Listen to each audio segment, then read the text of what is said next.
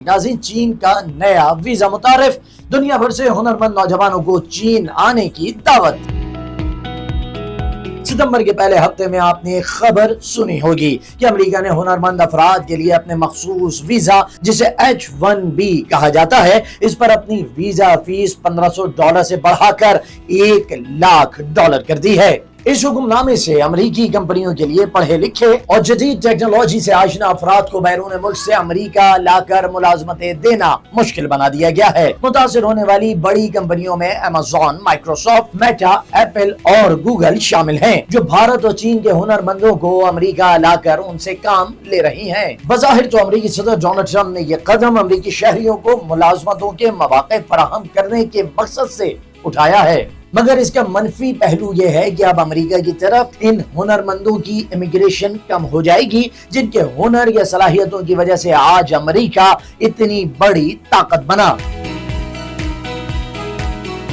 अब ये हुनरमंद अफराद आखिर कहां जाएंगे? तो उसका जवाब है कि वो चीन जाएंगे, क्योंकि चीन ने हुनरमंद अफराद के लिए अमेरिका के बिल्कुल बरअक्स नई वीजा पॉलिसी मुतारिफ कराई है। चीन अब दुनिया भर से जदीद उलूम, टेक्नोलॉजी और हुनर से आरास्ता अफराद को अपने मुल्क आकर काम करने की दावत दे रहा है। इस मकसद के लिए वीजा पॉलिसी में तरमीम करके एक नई कैटेगरी मुतारिफ करवाई गई है, जिसे के वीजा का नाम दिया गया है, जो काफी हद तक अमेरिका के H1B वीजा से मुशाबिह है। चीन की नई के वीजा पॉलिसी का इत्तलाक अक्टूबर 2025 से कर दिया गया है। गैर मुल्कियों के चीन में आने से मुतालिक इस नई तरमीम से कबल वीजा की 12 अकसाम थी, जिनमें काम के लिए Z वीजा, तालीम के लिए X वीजा, कारोबार के लिए M वीजा और खानदानी इत्तेहाद के लिए Q वीजा शामिल थे।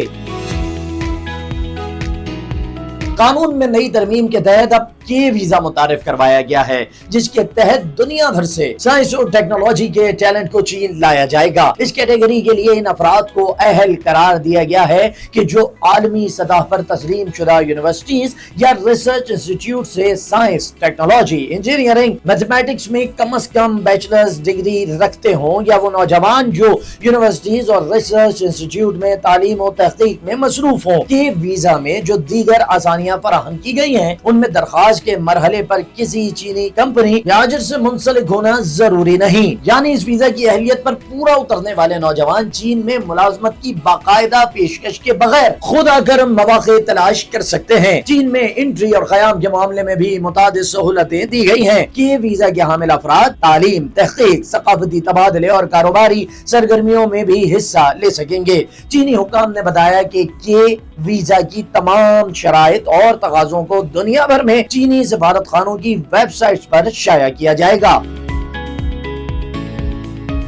चीनी मीडिया की रिपोर्ट्स के मुताबिक हुनरमंदों की इस वीजा कैटेगरी का फैसला 20वीं नेशनल कांग्रेस की गाइडलाइंस के तहत किया गया, जिसमें कहा गया था कि साइंस बुनियादी पैदावारी कुव्वत है, टैलेंट तमाम वसाइल की बुनियाद है और इनोवेशन इस अमल की बुनियादी मुहर्रिक है। यहाँ ये भी एक दिलचस्प बात है कि जब ज्यादातर ममालिक तजर्बाकार पेशावर अफराद को तरजीह देते हैं जिनके पास तवील CV होते हैं, वहीं चीन के वीजा के जरिए एक मुख्तलिफ किस्म का रवैया अख्तियार कर रहा है। जो नौजवान अपने करियर के इब्तदाई मरहले में हैं, ये के वीजा उन्हें मौका देता है कि वो चीन आकर अपनी सलाहियतों के जौहर दिखाएं।